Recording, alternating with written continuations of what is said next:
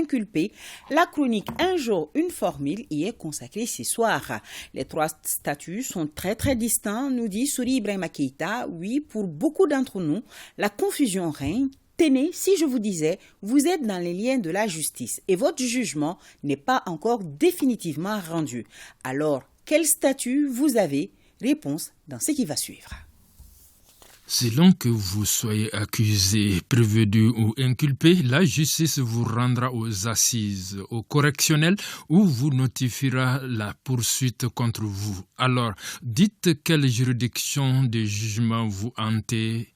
Nous vous dirons lequel des trois statuts vous avez. Un prévenu, c'est tout simplement une personne qui est citée devant un tribunal de sans police ou un tribunal correctionnel, c'est-à-dire quelqu'un qui comparaît pour répondre d'une contravention ou d'un délit. Là, on parle de prévenu. Et un inculpé, c'est quelqu'un à qui un juge d'instruction a notifié par un acte formel qu'il y a des poursuites pour un crime ou un délit. Pendant qu'un accusé, c'est une personne qui comparaît devant la cour d'assises. Chaque terme correspond à une juridiction de jugement. Le prévenu, c'est devant le tribunal de Saint-Police ou le tribunal correctionnel. L'inculpé, c'est devant le juge d'instruction, pendant que l'accusé, c'est devant la cour d'assises. Leur dénominateur commun, ils bénéficient tous de la présomption d'innocence jusqu'à établissement éventuel de leur culpabilité après jugement définitif. Absolument, jusqu'à ce que leur culpabilité ait été établie par un jugement définitif.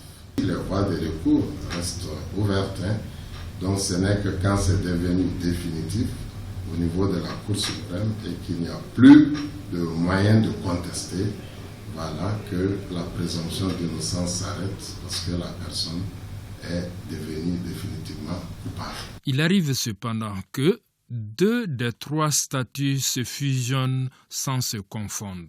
L'inculpé, vous savez, peut devenir un prévenu. En quoi? Quand le juge d'instruction finit d'investiguer, donc d'informer dans une affaire, il prend une décision qu'on appelle ordonnance.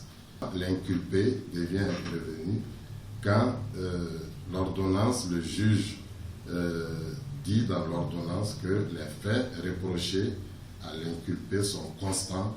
Il décide donc de le renvoyer pour être jugé devant le tribunal correctionnel. En ce moment, l'ex-inculpé, pour être poursuivi et jugé à la barre devant le tribunal correctionnel, il prend le nom de prévenu. Jargon professionnel utilisé dans un domaine public.